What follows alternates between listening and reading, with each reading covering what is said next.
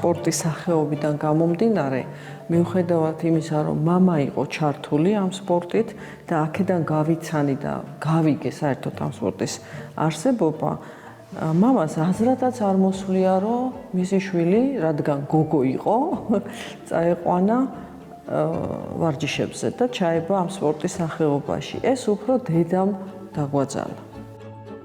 ჩემი კარიერის განმავლობაში მე არ მიგრძვნია ის, რომ რადგან ქალი ვარ, რამე პრობლემა შემქმნოდა, თავისუფლად ვიყავი ყველასთან თანაბრად.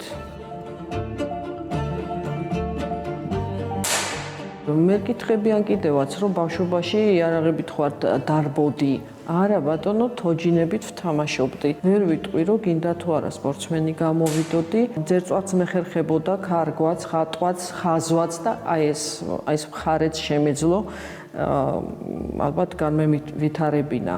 მაგრამ მამამ ერთხელ მითხრა, რომ შენ ისეთი შემსრულებლური დისციპლინა გაქვს, რომ ნებისმიერი რასაც ხელს მოკიდებდი, მიაღწევდი კარგ შედეგსო, რა გინდა ეს სპორტი იყოს თუ სხვა სფერო რომელიმე.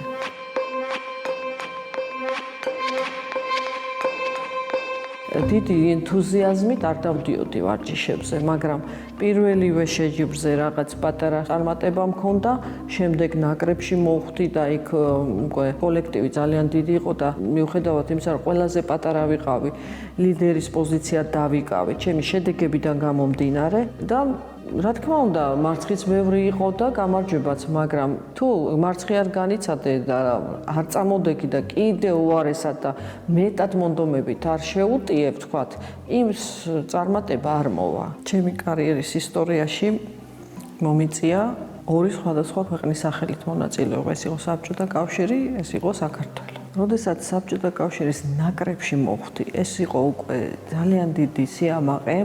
იმიტომ რომ ებრძოდი 15 ქვეყნის წარმომადგენელს. თუმცა მაშინ ჩვენ ვერ ვაცნობიერებდით, რომ ეს სხვა ქვეყანა იყო, ჩვენ სხვა ვართ, იმიტომ რომ იმ პერიოდში ესეთი განსხვავებები არ არსებობდა, ესე რომ ვთქვათ.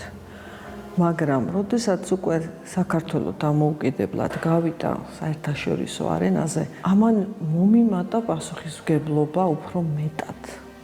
და ეს ცოტა რო გითხრათ, მიშლიდა კიდევაც ხელს ასპარეზობის დროს, იმიტომ რომ ჩვენი სპორტის სახეობა განსხვავებულად სხვა სპორტის სახეობისგან ძალიან ფსიქოლოგიური. აი 80% ფსიქოლოგია თუ სროლას ვასწავლი ყველას. და ამას ემატებოდა კიდე რომ აი დამოუკიდებელი საქართველოს სახელით მონაწილეობ. თუმცა მე ბედნიერი ვარ და ვამაყობ რომ საქართველოსთვის, როგორც საბჭოთა კავშირის სახელით, ასევე საქართველოს სახელით მოუტანე მედლები და სიხარული.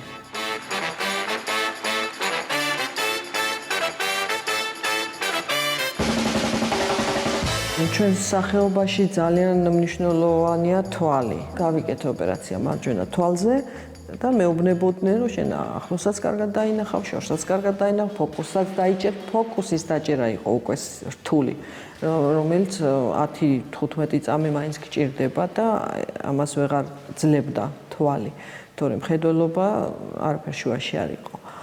მიუხედავად ამისა არ გაამართლა ამ ოპერაციამ. კიდევ კარგი რომ ცალ თვალზე გავიკეთე.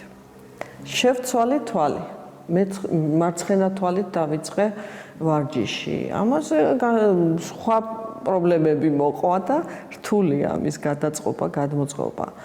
და მეთქი შე დავანებებ რა, აღარ შემიძლია ახლა ყველაფერი ვცადე, მე თავი გადავდე ამისთვის და არ გამოდის. დამიბარა მამამ და მეუბნება რომ შენ ჭკვიანი ქალი მეგონეო. 4 წელი ხო აღარ არის დარჩენილი შემდეგ ოლიმპიადამდე 3 წელია, ცოტა ხანი დაისვენე და სცადე ეს 1 წელი ივარჯიშე, ნუ თუ დაანებე თავი, ვეღარ დაბრუნდები. აი თითქოს გამომაფხიზე, სილა გამაწნეს. მე ერთი დღე არ ჩამიგდია ვარჯიშის გარეშე. ამ 8 ადამიანიდან ეხა მხოლოდ 1 ლიცენზია თამაშდება და როგორ გითხრათ, იცი, ჩემში მეთქი ეს შანსი არ უნდა გაუშვა რა. ბოლომდე უნდა ვიბრძოლო.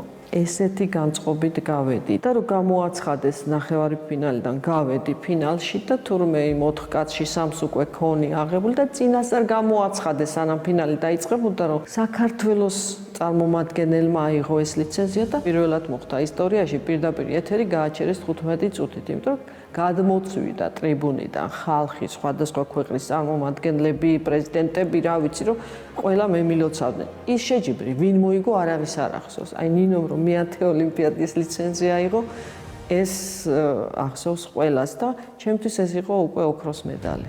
Georgia's 1988 Olympic Games silver medalist Nino Salukvadze. საერთოდ ვიძახი ხოლმე რომ უფალმა უფრო იცის რა არის საჭირო მეთქი და პირველი ჩემი წარმატება ოლიმპიურ თამაშებზე რომ მქონდა და ოქროს medali ავიღე, მეორე დღეს ერთი დღის გამოტოვებით ვერცხლის medali ავიღე და ძალიან გავბრაზდი მეთქი როგორ მსოფლიო რეკორდით ვერცხლის ფინალში როგორ წავაგე ვერცხლის medali. ეხლა ვფიქრობ რომ მაშინ ორი ოქროს medali ამეღო ალბათ აღარ გავაგრძელებდი მე ჩემ მოღვაწეობას და არც ეს 10 ოლიმპიადა იქნებოდა და არც ეს გინესის რეკორდები და ჩემ და უნებურად დამყარდა ამისი იდეა რომ გინდა თუ არა მე 10 ოლიმპიადაზე უნდა მიმეღო მონაწილეობა წინასწარ ამის გათვლა ძალიან რთულია 90-იან წლებში მე საერთოდ ვაპირებდი დანებებას იმიტომ რომ საარსებო საშუალება არ არსებობდა და მივდიოდი საზღვარგარეთ